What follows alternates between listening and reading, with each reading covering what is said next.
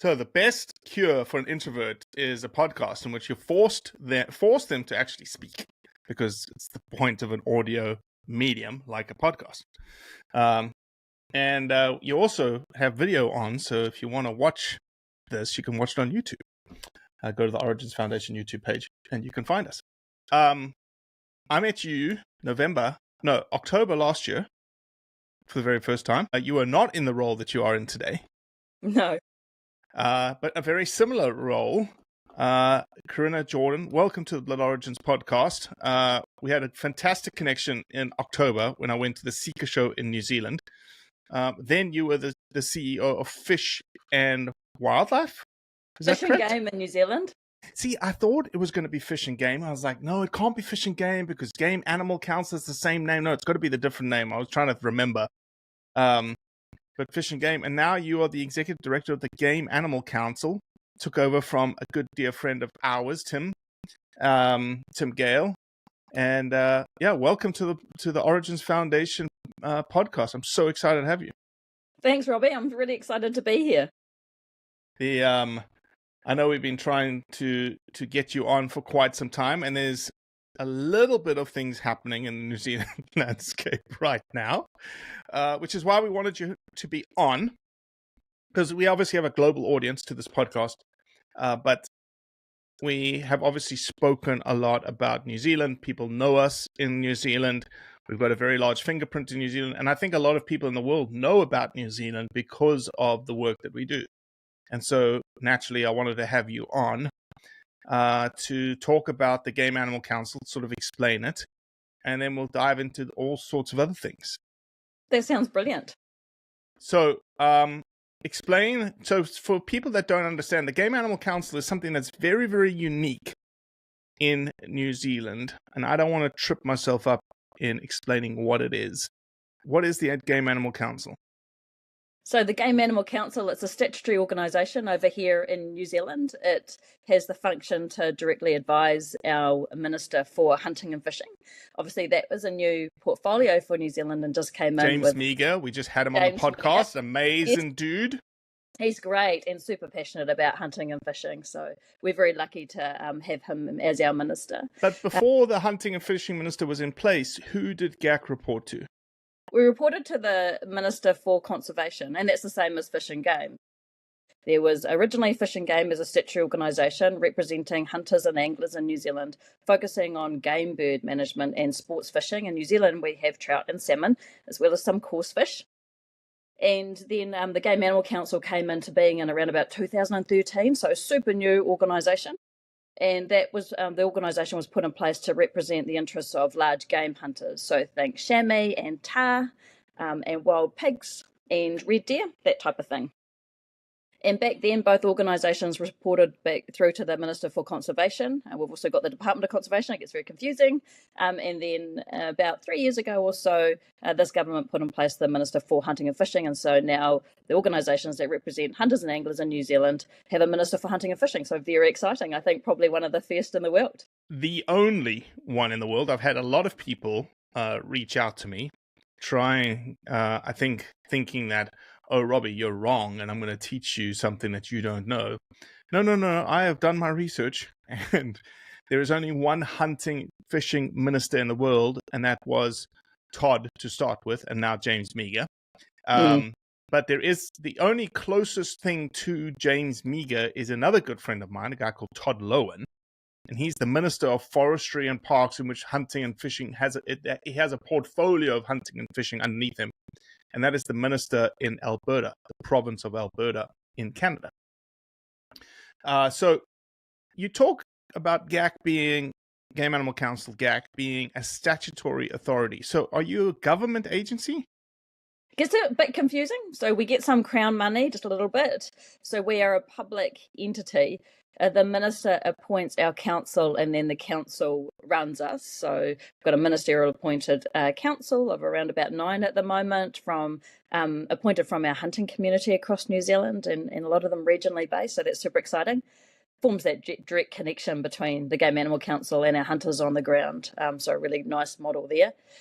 And we don't. So are you considered a governmental employee? Are you a public service employee? public entity. Yep. So public, but owned. Who owns you? So we report through to the Minister for Hunting and Fishing. No, I know But you said it that. means we have this level of it means super confusing. It means we have this level of autonomy. So from the government of the day, where we can represent the hunters and represent the hunters' voice for the minister. So that direct connection. So the Department of Conservation in New Zealand is is a crown entity essentially. Correct. And governmental agency, governmental organization. Governmental agency, yes. So they are the managers on the ground for large game in New Zealand under the Conservation Act and other pieces of sort of conservation legislation. And Game Animal Council operates like essentially a council or commission off to the side, providing advice independent advice to the minister. Yeah, and working with, the Department of Conservation and our other, sector sort of crown entities. Yeah, and then working with hunters as well. We do a lot of education. So we've got quite a wide portfolio. We create guidelines and standards for guides and safety and various things like that. Quite significant functions, under our statute. So it's interesting because here's the thing that I've gotten a lot of flack about. Is obviously all the big game in New Zealand are, I'm going to just use all of the terminology, feral, non-native, invasive, whatever else you want to call them, or a game species, a game resource. And the Game Animal Council's job is to protect the game resource, even though it is non-native. So far, so good? That's right, doing well. Yep, okay. I'll jump in. So the point of, and here's the argument I had with someone, I'd love for you to add your 2 cents. Because I don't believe there's any place else in the world where the phrase hunting is conservation is more relevant than New Zealand. And the person I was arguing with said, no, that is a trope. We actually conserve to hunt. And I said, I understand what you're saying, i.e. we don't want to eradicate all of the game species because that means we have nothing to hunt. But my thought process is, 1, eradication is impossible, and management is needed to conserve for biodiversity management, for biodiversity maintenance, specifically in the New Zealand landscape, like a Fiordland National Park, like Kaimanawas or Kawekas. And as such, as the management tool that it is, as hunting as being the management tool, it is conservation because of the benefit that comes from that activity. And yes, it does mean that we still have things to hunt. It does still mean that we get better hunting. But the actual action is conservation. I tend to agree with you, Robbie. I mean, I think people think about this in different ways, but from my perspective, if you take care of the environment and you have a healthy environment, then that provides the foundation to have healthy animals.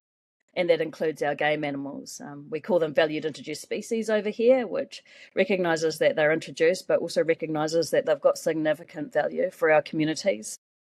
For hunting and for tourism and for their own intrinsic values of being there within our landscape. We're very lucky. We have tahr over here in New Zealand, which are wild in our landscape. It's the only part of the world, I think, where you can hunt wild tahr, endangered in their own country, the Himalayas. You can get a couple of tags in Nepal, not a lot of tags, but I think there's half a dozen or so tags to hunt tahr in Nepal, but nothing like New Zealand. Nothing. That's right.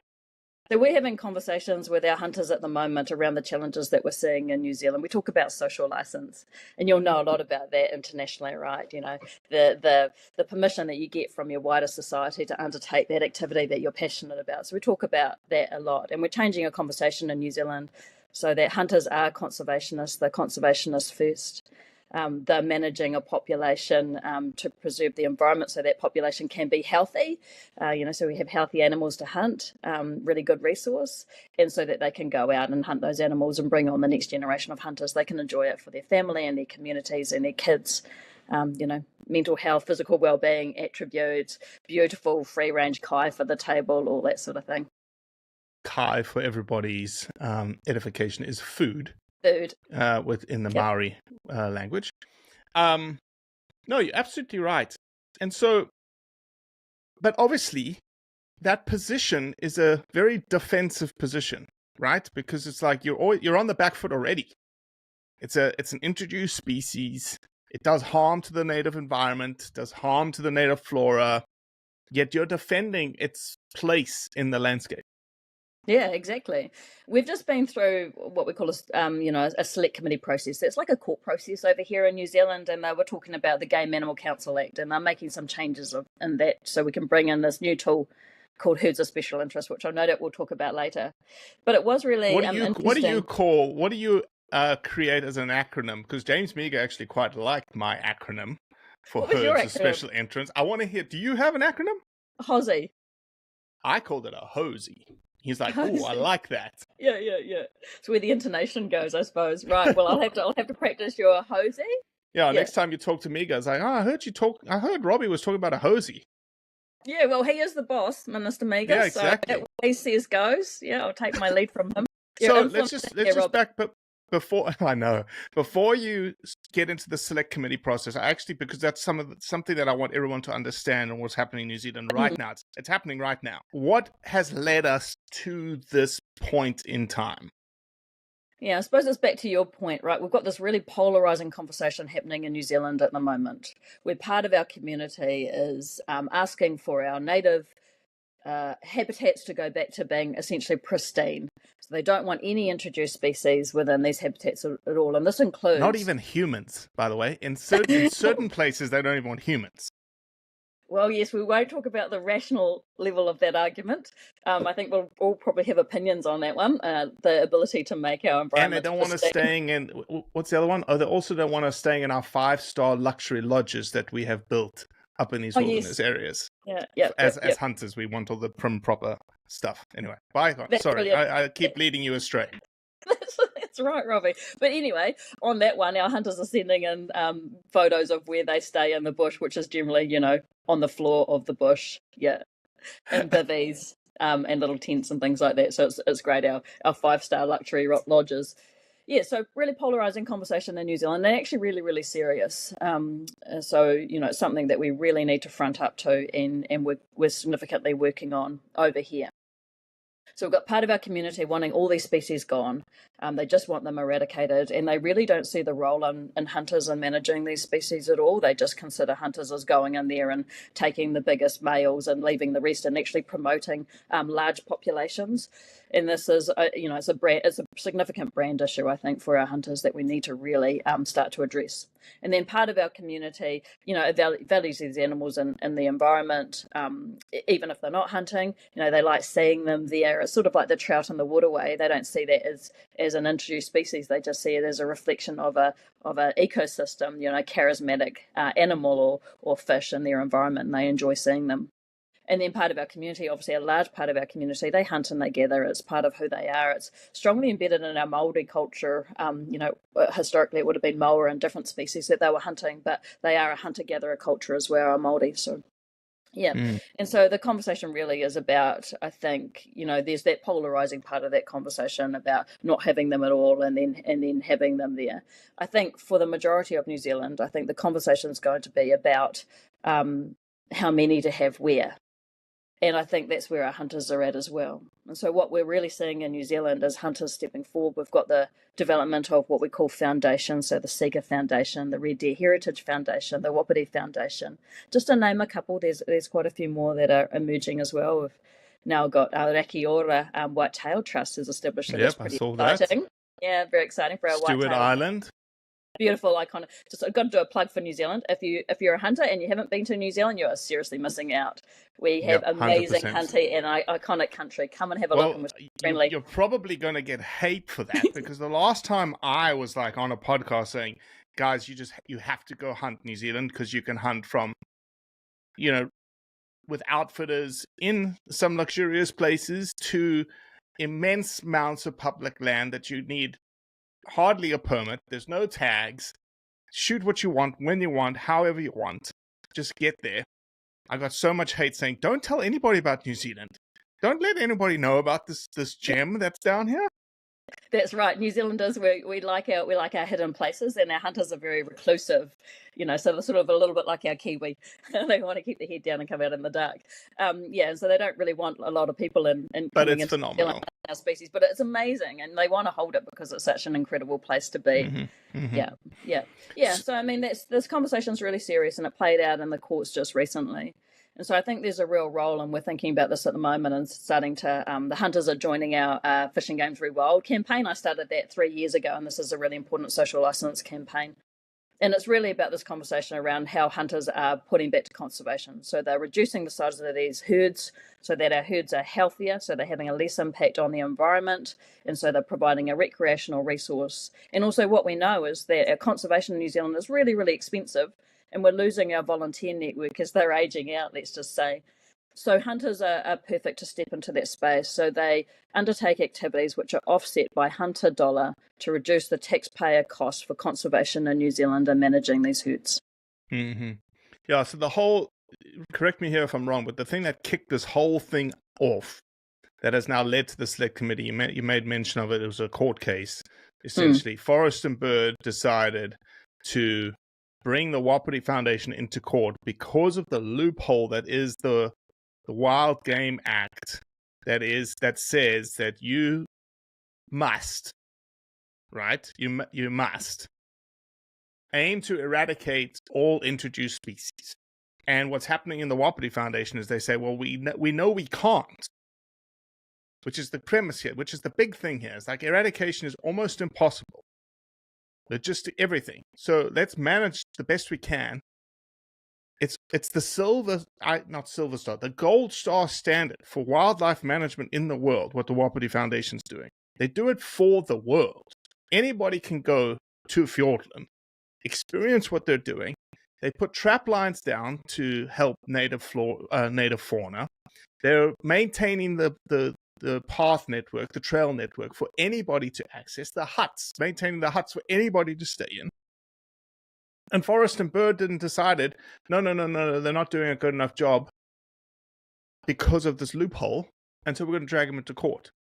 Wasting money on both sides of the coin, and letting everybody see the truth here, which is, you don't want them to do anything? What are you doing, Forest and Bird? You're doing nothing in comparison. And so that's what started the whole process to say, well, look, we need to figure out a way to stop this persecution. We're doing great work, and we keep getting stopped by an organization like Forest and Bird taking us to court all the time. So all the money that we need to do the work that we need to do in Fiordland is being wasted in the courts. So the path of the herds of special interest is now like, okay, we need to do this because, as I understand it, if you do get a hosey, then you are free of persecution of that specific species in a specific area. Is that correct? That's right. So we've got national parks in New Zealand, and we've also got really old law. And that law in national parks says that introduced animals need to, as far as possible, be exterminated. And so Forest and Bird climbed onto that, and they said, hey, Doc's working with these hunters, the Fiordland Wapiti Foundation, and that we don't think they're operating in a way that's consistent with this conservation or national parks law framework. So that talks to two. And it's true, though. Let's be honest for a second. They're right. True. They're Legally, right. they're right. They are right. Practically, they're very wrong. That's right. Yeah. So we're saying, these animals are iconic. This is beautiful. The Fiordland is stunning. It's a iconic, massive landscape. It's as Roy Sloan says, the Amazon on top of the Himalayas. Yeah, and it just has a feel about it. It sort of resonates with your soul when you're in there. So you've got these beautiful animals in this stunning landscape that's really difficult to get to, and it's a tough environment to sort of live in for any length of time. And then you've got Forest and Bird saying, no, you need to eradicate these animals when most people just can't even get in there. And then you've got the Fiordland Wapiti Foundation that's been operating for at least the last sort of 20 years, I suppose, that has got a really successful model where they are managing this herd, the Wapiti herd, better than anywhere else in Fiordland. It's a small part of Fiordland. They're achieving better outcomes for our Indigenous populations, like our native birds. They're undertaking a predator control, like with stoats. They're doing that all. All of it's funded by hunters, and the Fiordland bush in that area is healthier than anywhere else in Fiordland. And so it's like a legal challenge, which is based on theory and these principles, which are extremely outdated and which ultimately will result in worse outcomes for our conservation estate and our national parks than what we're seeing in the Fiordland Wapiti Foundation being able to achieve in that area of this beautiful forest area. Yeah. So the hosey has now been moved forward. How did it get to the select committee stage? Now that it's almost like if you akin it in America, it's now in a committee at the federal level in which people are presenting testimony in favor or opposed to the idea, right? How did it get there? That's right. Well, so the herd of special interest, or the hosey, it's a tool under the Game Animal Council Act, and it's the first tool of its type in New Zealand. And it says we've got herds in New Zealand which have value, and we should manage them for their value. This is hunting value, while also achieving conservation outcomes. Those conservation outcomes in New Zealand come first. So it says achieve both, but make sure you achieve those conservation outcomes. And so it hasn't really been implemented before. So we're going through this process of actually testing this new legal instrument or this new legal tool under the Game Animal Council Act. And it's having some challenges. And that's what that select committee was about making some changes to the herds of special interest tool so that we could have these herds in national parks, and exempt them from the National Parks Act, which says exterminate all these animals. And the changes were very, very simplistic changes to the act, which is just language to say,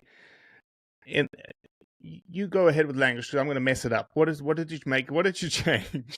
It says that they're not subject. These animals are not subject to extermination. So if you have a herd of special interest in a national park, they're not subject to the extermination requirements in the National Parks Act. We call it Section 42B. Oh yeah, that's what I was meaning. Section 42B. It rolls off the tongue. But so in a simple way, New Zealand's having this conversation about valued introduced species, large game, their place in New Zealand. And New Zealand as a country is working through some new legal tools. So there's conservation law reform. There's obviously the Game Animal Council Act, which is new, and we're trying to work out how that's going to land on the ground. And there's work to strengthen the Game Animal Council and the Act. We've got this new tool that we're trying to land on the ground. While we've got some pressure from the environmental NGOs such as Forest and Bird, which are saying no to these animals and no to this tool. Mm-hmm. So currently, is the select committee still meeting right now, or is it finished with testimony? It's finished hearing from people. So we had amazing engagement from amazing. It was amazing. Like your testimony, and again, I've said this on LinkedIn. I've said this to you on text message, and again, correct me if I mess up what you said, but you said New Zealand doesn't have a game animal problem. We have a game animal management problem. That's right. What was really, what was sort of resonating with me through the select committee is everyone was saying, well, the environmental NGOs and that, that view, they were saying, we want these animals gone, but keep the status quo framework. I couldn't get it. So I was like, well, the status quo framework is actually not working for us because we have more of these animals in some parts of the country than we've ever had before. We actually do have, problems in some parts of New Zealand in relation to these animals which are eating the habitat out, and then that's impacting on the health of these animals. And that's the status quo framework that they're asking for. So I had to make the point that we don't have a game animal management, we don't have a game animal issue in New Zealand, but we 100% have a game animal management issue. And that's why we need change. And that's why hunters are stepping forward to say that we can be part of the solution to result in better environmental outcomes while sustaining these herds that are healthy and provide a fantastic hunting resource and a resource for our communities. In New Zealand also, we've got communities that rely on the bush kitchen for their dinner. They're remote communities. They a little bit socioeconomically sort of challenged. Maybe they just don't have the connection or the ability to access, some of those resources. But they're rich in the fact that they can pop out to their bush kitchen. They hunt and they gather, and they can bring this beautiful food home and feed their communities. And so that's also part of the story. Yeah, no, 100%. Very, very well said. Again, your testimony was great. Photos with NZDA, which is my hat. Oh, that's like that. Was fantastic. I don't have a GAC hat, so I couldn't wear a GAC I will hat. send you one. We're working on that at the moment. Yeah. It's blaze orange, so it'll protect you from, Nice, from being very shot. visible in the bush. Yeah. So yeah, no, the testimony was fantastic. So give us what happens from here? The select committee is considering all the evidence. I think they're probably receiving some written evidence in. I know they've asked us some questions, and we're pulling that together at the moment. We'll get it back through to them. And then they will be reporting back to our Parliament, New Zealand Parliament, I think by the 30th of October. From there, it's going to go, they say the bill goes through a couple of readings. That's the Parliament considers it a couple of times, and then they'll make their final decision. We're hoping the law will land in some way, shape or form early next year. Okay. So is there anything we can do? We can't really do anything else, right? It's done. Like the testimony is done. Obviously, there's internal politics now on internal politicians that will be listening and getting the readings done internally. What does your gut say, Corinne? Oh, my gut says that I think this bill will go through. I'm not sure it's going to go far enough to give it the protections that it needs in the long term. So we'll see. We've provided advice to the minister on this, and we'll continue to advise the minister and the Department of Conservation on the issues that we still see within the legislation. But I think it will go through, and then I think it's just going to be a process of seeing how we can implement this on the ground. So at the same time, what's happening is we're building herd management plans. So the Department of Conservation is building herd management plans for these herds. That's another statutory instrument. It gets super confusing, and that'll go through. But doesn't Fiordland have that already? They have their own that they're working through, but we need to turn it into a statutory instrument. So DOC's working on that at the moment. We're trying to advise DOC. They'll put something forward. It'll be, again, open for public submissions, and then we'll have to see where that lands. I think public submissions will probably be sort of early next year, maybe, if not before Christmas. So, to dig in a little bit on that statutory management plan that DOC's creating, who funds it? Who funds the implementation of that management plan? Because anything could be said in it. Anybody can write comments to say, you need to add this, you need to add another 1,000 traps. That's all good and well. But in the implementation, who funds the implementation? Is it on the Fiordland Wapiti Foundation like it has been up until now? I think we're still going to work through that, but what we know is that 100% hunters will fund it. They will either fund part of it or they will fund all of it, and I think we're still to work through that. So I can't preempt what the government's going to do, whether the government's going to decide to provide some crown funding to it. Currently, hunters that are hunting the ballot in Fiordland, pay for the management of this herd essentially through that ballot. And there's other income streams that we consider sort of as part of that help with those costs, but predominantly it's hunter led. Yeah, we gave about, I think, $30,000 1 year for a trap line. So yeah, they're a non-profit just like us, seeking funds. It would be a shame though, and I could see the potential pitfall of an implementation plan being made, a management plan being made, and almost pushing the Wapiti Foundation into the corner, and they are stuck. Because the management plan asks for X, and X is almost impossible with the amount of funding. If no funding is given from the government, X is almost impossible with just hunter-led funding. That's right. So we're advising, DOC, and we'll be advising the minister on making sure that the plan's practical and workable on the ground, and that it's focused on managing these herds and doesn't come into a whole lot of other functions around the conservation estate, which DOC should be implementing in their own way through their own plans and their own funding mechanisms. And that's a very live conversation. So we're very aware of that. And our role is to make sure that these plans are consistent with the Game Animal Council Act. They don't go further than that. They create the case law around what is actually required, and they make sure that these are practical and workable on the ground for hunters, for the Fiordland Wapiti Foundation to manage our Wapiti herd while achieving those conservation outcomes in those areas. We've just talked about the Wapiti Foundation, but Sika, the Sika Foundation, is also in the mix right now in the Kamano. Same things happening with them, same timeline, same everything. Yeah, they've slowed things down a little bit for in that community, so they can just engage with mana whenua. So those are our Māori communities in that area a little bit more, and just make sure everyone's on the same page as they go through this process. It's really important that we keep our communities together. The Game Animal Council Act and the foundations, we're really community minded, and our focus is on engaging with communities and ground up solutions, as we call them. Because what we know is that, really want to harness the passion of the community. These are the people that live in those environments. They're closely connected to these animals that we're valuing. That Ngāti Tūwharetoa within that community, they are hunters and gatherers. Part of their communities rely on going in and getting Sika and bringing that back to their whānau. So it's important that we're all on this together and we're not going too fast for parts of our community. So that's just slowed down a little bit so we can reconnect and make sure everyone's comfortable with where we're going, and then we'll boost forward again. What is being slowed down specifically? Is it the management plan creation, the herd management plan perspective of the Sika Foundation?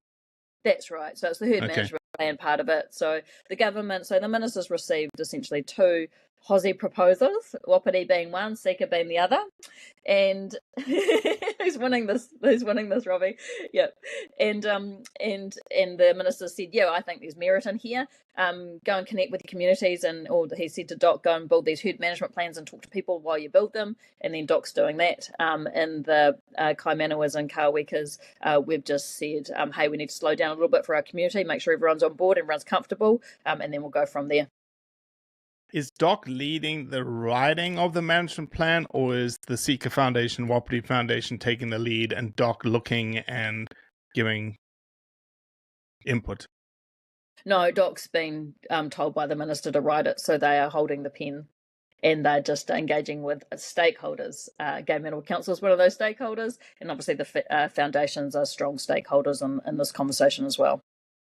What about, we talked a little bit about TAR in the beginning, but we've not talked about the TAR Foundation.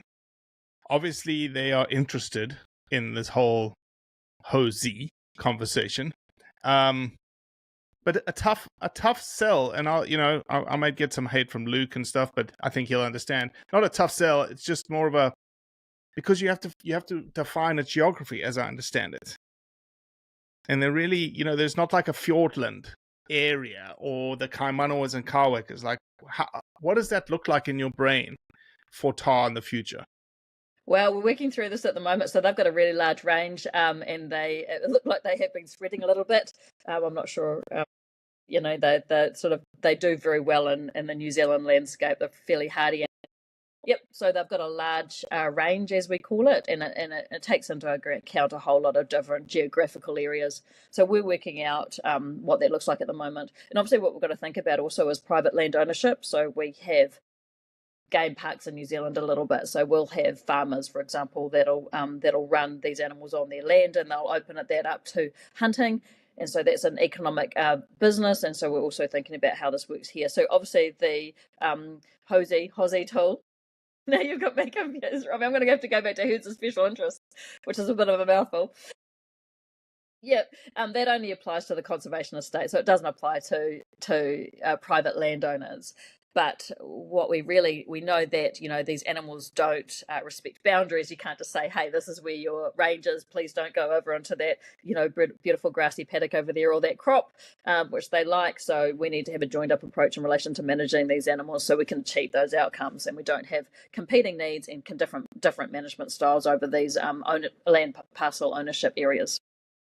Obviously, Sika and Wapiti are going to pave the way, right? It's almost like a test bed for this whole like protection, non-persecution. You mentioned though, and I remember Gwyn talking about this in his testimony and his written piece, that this may not be the be all and end all solution to no persecution happening.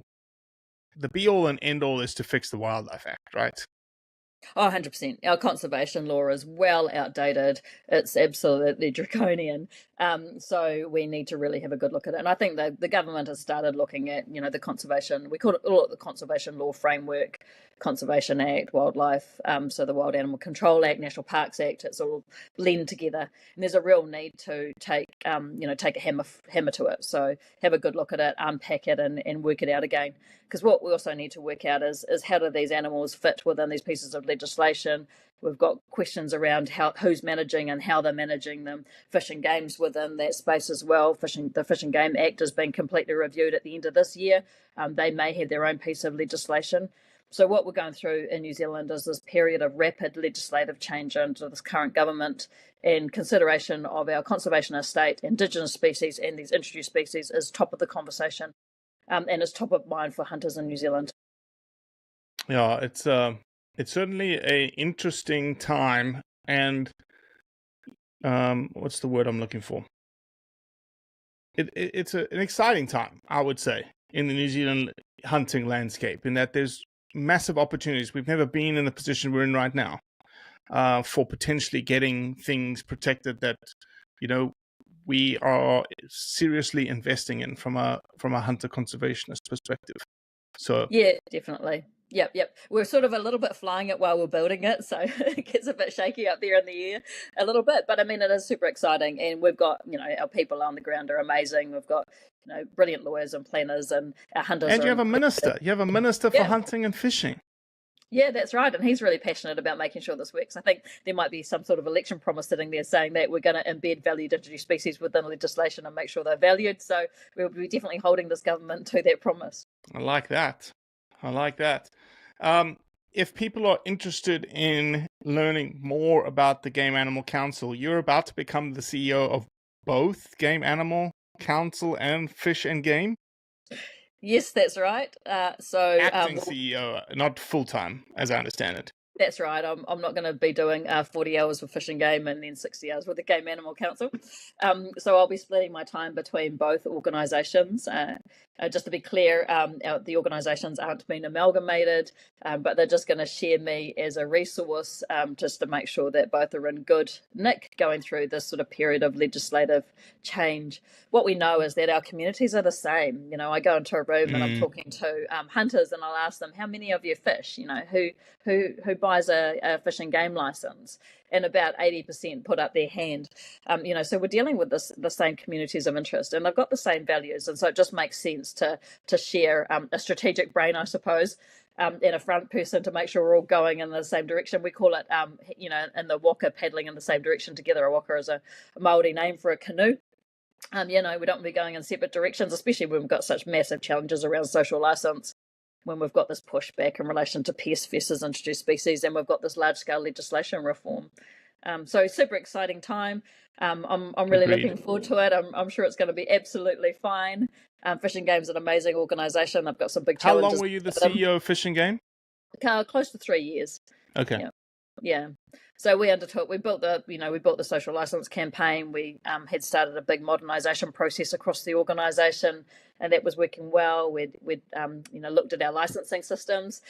Fish and Game actually just announced changes to their family licensing system the other day, which treats women a little bit more equitably as licence holders. So big step up there for New Zealand. I like that. That. But also, before I let you go, I do want to mention something that you mentioned at the beginning, which I reached out to you and said, kudos, in that you guys, the Game Animal Council, you said you started at Fish and Game, have absolutely grabbed a hold of the word rewilding in a way that is beneficial to hunting.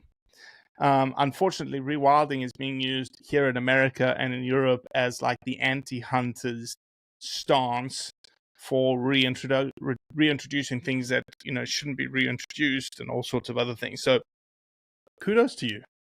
Well, that's right. We thought we might take the term, and it resonates much more with hunters, right? We're out there, we're sort of wild in our souls and our spirits, and we want to go hang out in wild places and this adventure and hunt these beautiful animals and be self-sustaining. And so it really resonates with New Zealanders over here in relation to hunters rewilding. And what we're trying to do is get wider communities interested in this, right? So we talk about the mental and physical health well-beings. We talk about getting kids off devices and back out into nature.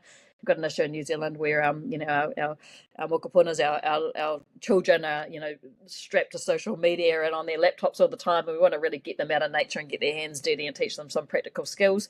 It's really good for them. And also we should be able to, go out there and get dinner for the table and bring it back and feed our family. We've got our meat, our wild meat in New Zealand is just outstanding. The venison, the quality of it is incredible. Sika meat, I think. I'm having a competition at the moment, actually. What is the best tasting venison? So if anyone wants to engage or provide feedback to me on that one, at this stage, I think Sika's winning, but I've been told whitetail is pretty amazing, and red deer at certain times of the year.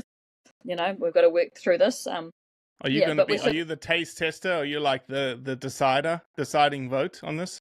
Yeah, I'm always the deciding vote, so But yeah, kudos to that. The rewilding video that you guys put out was amazing. It was the who's who of New Zealand hunting. You had Willie Dooley, you had the Sika Foundation guys, you had the Wapiti Foundation guys, you had Adam from Wapiti Foundation. If I remember, you're in camo on the hill talking about rewilding. It was very well done. It was very well. Yeah, I was actually just up there hunting. We call them mountain partridge, chuka. You'll probably say that a different way as well. There, chuka, Robbie. yeah, chuka, yeah. Yeah. So we were hunting. I was hunting chuka with Mr. Greg Dooley. I was lucky enough to be taken out on I call it mountains. I think he considers them to just be rolling hills, but honestly, they had snow on the top of them, so I'm classifying them as mountains.